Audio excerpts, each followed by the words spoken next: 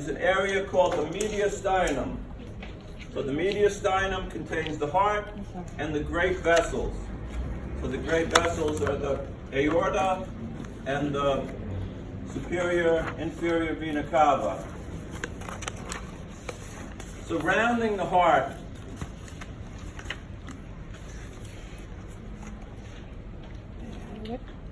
is a structure that's called the pericardium. So the pericardium, you probably remember you learned in lecture about serous membranes that surround different organs. There's serous membranes that surround our heart, surround our lungs, and surround our digestive tract. So the heart has these membranes outside of it, called the pericardium. The outer portion of the pericardium is fibrous. So the fibrous pericardium attaches the heart to the diaphragm.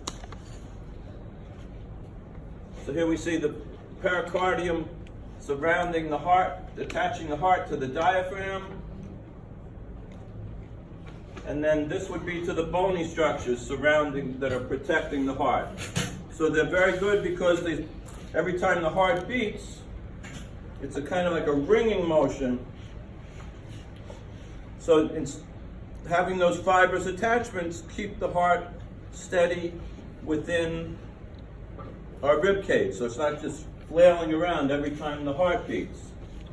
In addition, this is fibrous pericardium, and then inside is a serous pericardium. The serous pericardium has two layers. The inner layer, so this is the muscle of the heart here that you'll see better on other slides. The inner layer is called the visceral pericardium, and then the outer layer is the parietal pericardium. In between is a small pericardial cavity that contains a small amount of serous fluid. So the fluid is important because every time that heart beats, that fluid that surrounds it helps to reduce the friction. So it's less wear and tear on our heart. How many times do you think the heart beats in a day? 100,000. 100? No, is it 100 million? Yeah, 100. A million. 100,000. Closest to without going over. What'd you say at first? 100 what? Is it 100,000 beats? Yeah, so it's closer to 100,000. Who has a phone? Who's got a phone?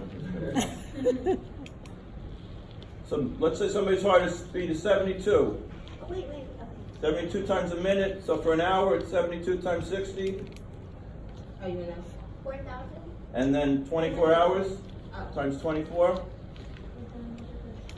100,000. Wait. Right, so it's roughly 100,000 times a day.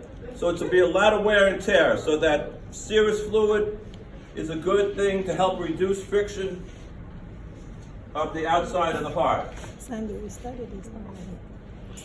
So again, the pericardium, there's a fibrous layer outside and then a serous layer inside. It's these two layers. The visceral layer folds onto itself, and inside is a small cavity that contains the fluid.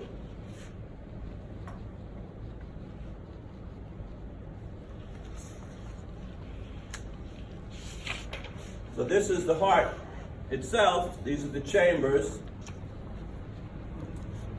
So here we have the pericardial cavity, this small, so it's a small, relatively small space, and it's called a potential space because it's not accessible to us unless there's damage. But in general, there just should be a small amount of fluid in that space. So that's the serous layer, and then outside of the serous layer is this fibrous layer. The three layers of the heart itself. The inner layer that's in contact with the blood that flows through the chambers is called the endocardium, right? Endo is the term for inner. The majority of the layer is the muscle layer, that's called the myocardium. and then surrounding the myocardium is the epicardium. The epicardium is synonymous with, or the same thing as the visceral pericardium.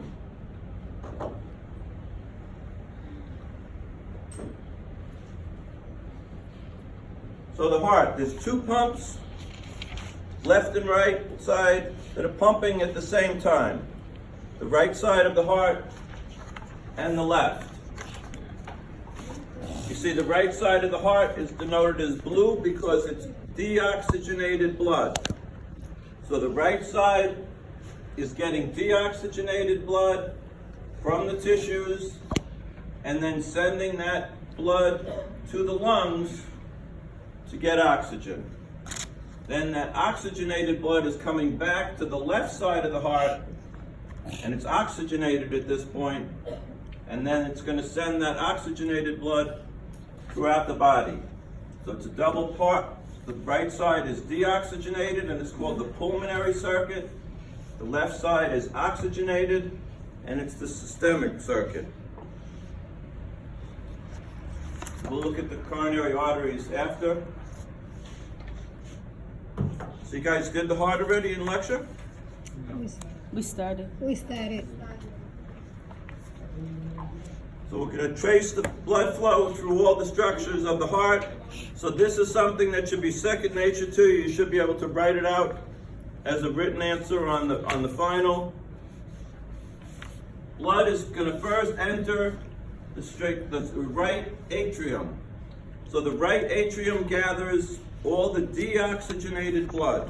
The deoxygenated blood comes from three different areas. One is from the superior vena cava. So if you look at your models, this is the superior vena cava entering into the right atrium. So if you look at the numbers on there, you should find the superior vena cava. The inferior vena cava is bringing blood from the lower portion of the body and the abdomen. And then the third place that deoxygenated blood comes from is from the coronary sinus.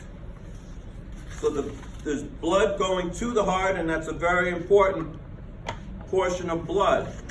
Because like the heart's beating 100,000 times a day, it only works aerobically, so it needs a steady flow of oxygen during the day. If blood is blocked to the heart, even for minutes, you start out with chest pain, and if it's blocked much longer, it leads to a heart attack. So the heart can't get along without oxygen. It can't work anaerobically for any length of time.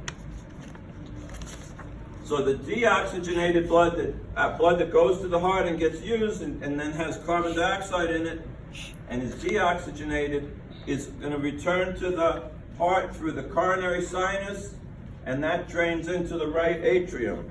So if you look at the back of the heart, so turn the model to the back, and you see number 27, that region is the coronary sinus, and that drains into the right atrium. Which one? 27. So if you pull the heart off the stand, then you see the number better. So while we're there, then, we have to figure out what these openings are. So we said this is the opening for the inferior vena cava. Up top we don't see the opening, but this is the superior vena cava. And then what is this opening for that's right above the number 27? The tray. What's that for? The What's valve? that? That's the valve?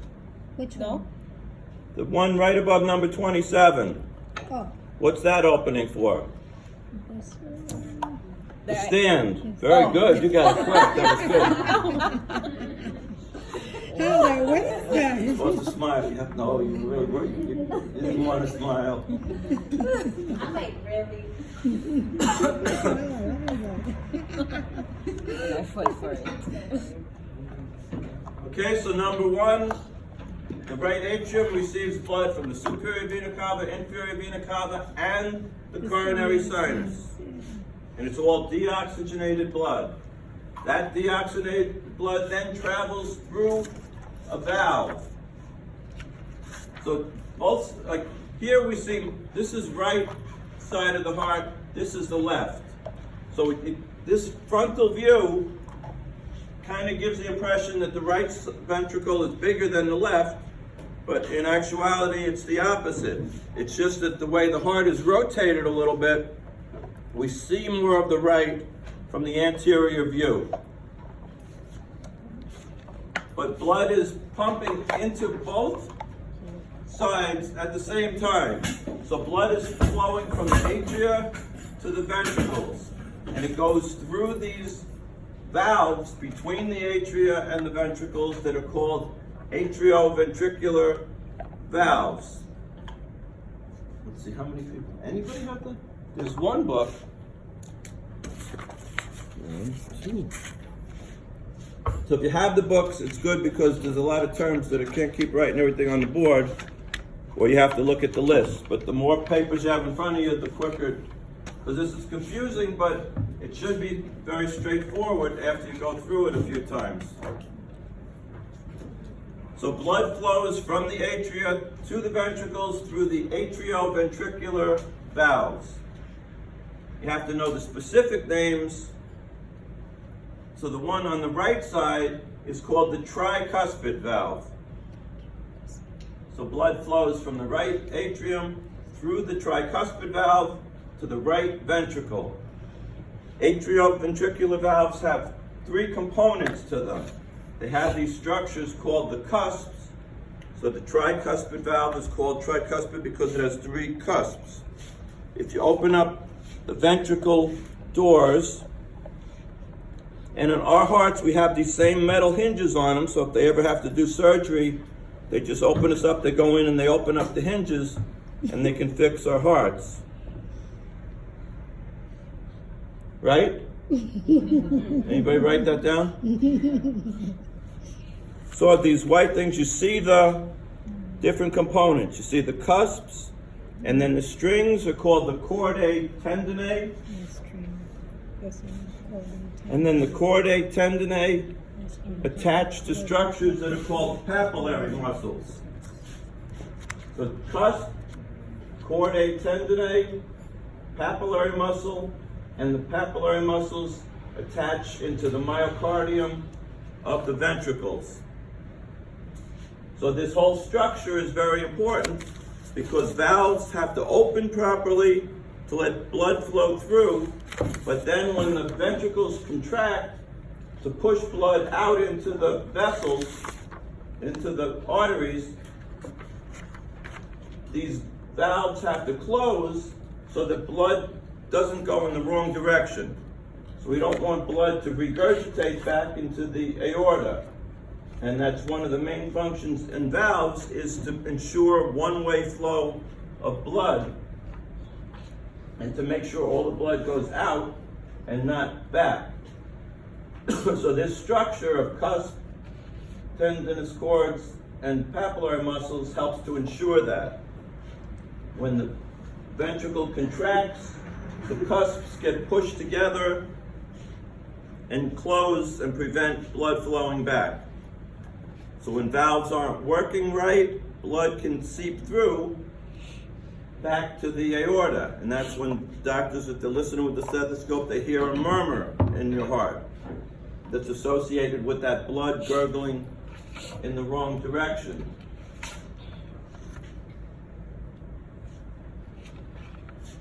So then from there,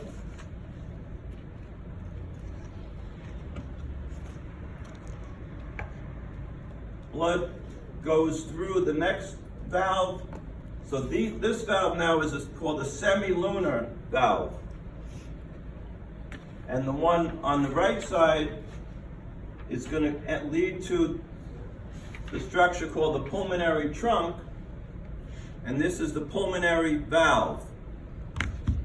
So this is blood that's leading to the lungs. So it goes from the right ventricle through the pulmonary valve into the pulmonary trunk, and then the trunk branches right and left to go to the right and left lungs. So the pulmonary trunk leads to the right and left pulmonary arteries. So it's all spelled out. If you take these one at a time and try to say it in your mind before you turn the slide, you should be able to write the order of the blood flow throughout the heart, naming the chambers, the valves, and the vessels that the blood goes through.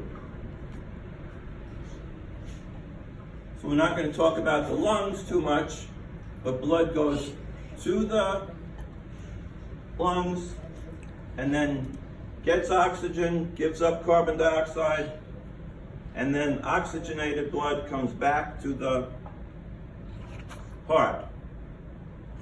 So you started with blood vessels, at least in lecture, right? So blood vessels that are exiting from the heart are called what? It's like a pulmonary artery. Arteries. Yeah. And vessels that are coming to the heart are called veins. Veins, yeah. Through most of the body, through the systemic circulation, arteries tend to carry oxygenated blood and veins are deoxygenated. However, in the pulmonary circulation, it's the opposite. We see these pulmonary arteries, since they're leaving the heart, are carrying deoxygenated blood. And the pulmonary veins that are coming back from the lungs are carrying oxygenated blood. So that arteries don't always carry oxygenated blood, and we see that the exception is in the pulmonary circulation. So blood coming back to the heart enters through the pulmonary veins. And there's two on each side. So look at the sidemost part of the heart, and you see two little red-ended vessels on each side. Those are the pulmonary veins, and they're leading to the left atrium. So blood enters the left atrium.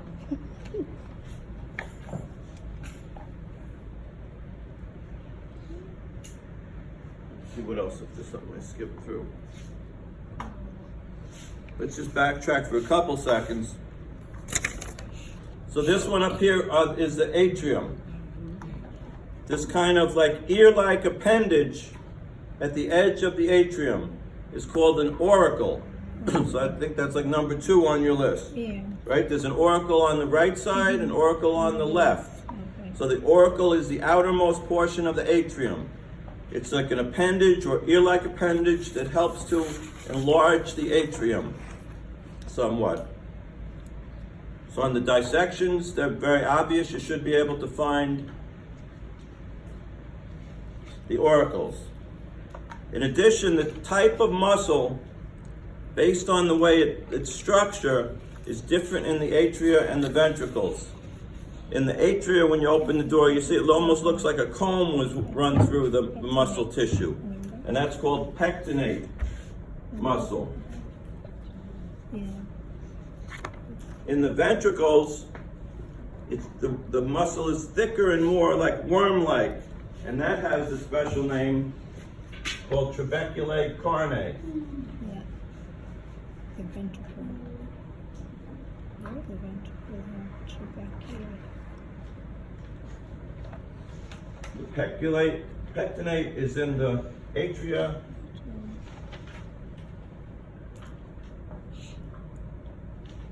Trabeculae carnae is the structure of the ventricular musculature. What number is that? You found that? Huh? You found that one? Yeah, number 2. No, Number, not that one. Should be the clear. trabecular carnae is for the ventricles, the wall of the cover of the So we said on the right side, the atrioventricular valve is called the tricuspid. On the left side, it's called the bicuspid. Because if you look inside, you'll see there's just 2 cusps on the right side. It's also called the mitral valve. Like in medicine, it's more common that they call it the mitral valve. Then the blood enters into the left ventricle And from here, it's going to go, this is the oxygenated blood that's going to travel through the body. So from here, it enters into the aorta. So if you look at your models, you see the aorta from the front isn't visible because it's behind the pulmonary trunk. So the line is kind of more transparent, indicating that the blood is flowing behind. So it goes through the aortic valve into the ascending aorta. So these vessels, we'll talk about more next week, but this first vessel is still on. So when the sheep's heart, it's going to kind of be cut right about there, but a lot of times this vessel is still present. And this is called the brachiocephalic trunk.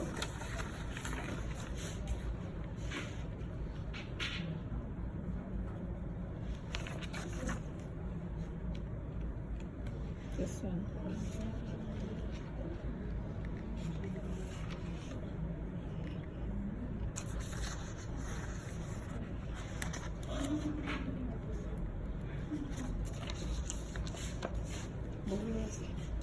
Huh? I don't see where he identified. It is here. there. It's No, no. 13. On the picture. Right, so this order of the flow of blood, you should be able to put that into words. Where the blood starts, what it goes through, all the different The left. chambers and valves it goes through. This is the trunk, and this is the cephalic trunk. This. So we said one of the major jobs of the valves then is to prevent the backflow of blood. There's two sets of valves, the atrioventricular valves. In general, blood is going to flow due to pressure differences, from high pressure to lower pressure. We talked about the chordae tendineae and how they connect to the papillary muscles. The valve on the right side is tricuspid, on the left is bicuspid. And then the two semilunar valves are called the pulmonary and aortic. The semilunar valves don't contain these chordae tendineae. They just have the cusps. So this is just looking from the top as if it was cut off right here. Whoops. So there we see these are AV valves. We can see the chordae tendineae. And up front are the semilunar valves. So this is pulmonary, right? The pulmonary trunk is carrying deoxygenated blood, and behind it is the aorta. Semilunar valves, because they don't have. So this slide is good because we see right near the opening, so this is the aortic valve. When the ventricle contracts and blood comes pouring out of the left ventricle, this valve opens wide. And when it opens, it covers these two openings. These are the openings of the coronary arteries, the right and left coronary arteries. The job of the coronary circulation, which includes the coronary arteries, is to deliver oxygenated blood to the heart muscle itself, and also to bring back deoxygenated blood to the heart. But the coronary circulation, its job is to bring blood to the heart muscle itself. Because like we said, the heart muscle needs a steady flow of oxygen in order to contract.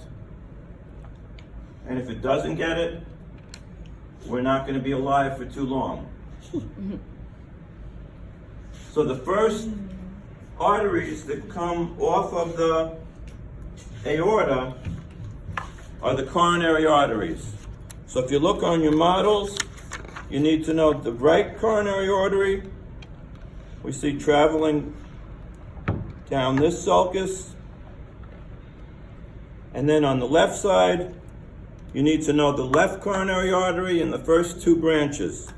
So the left coronary artery branches into one that's horizontal here called the circumflex, left circumflex artery.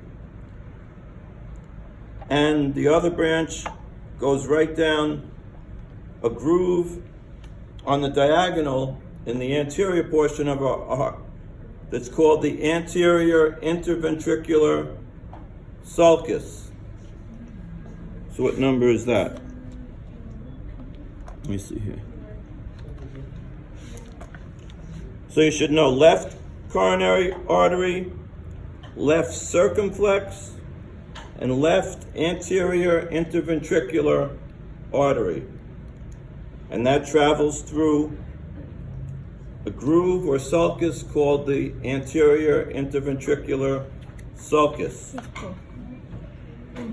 So in medical terms, this one is called the left anterior descending artery. And it's a well-known artery as far as heart attacks because this area supplies the left ventricle, and the left ventricle is our pumping chamber. So if the left ventricle is damaged, it's going to really impair somebody's function. And somebody who has blockage to their left anterior descending oftentimes might not survive the heart attack if they're not to the hospital in time because it supplies so much of the heart, the working muscle of the heart. So you should be able to find the... Can you tell us the numbers? Just 28, They're right? on the list. You got to go through the list. It's the same numbers here? Same No? numbers. 50. Yeah, try to find, take a couple minutes, try to find those. I'm going to have to get a drink of water. 49. Try to find the numbers of those coronary arteries and the stuff we did so far. But it's the same numbers that are on that sheet, should be the same numbers on the model. Almost all the time. There's another set of models that's for another class, but usually it looks like these are all the same models, so the numbers should correspond. Apex. Is that 48 or 45? So try to find those numbers for a couple minutes. Okay. So And I'll come back, I'll see you next week maybe.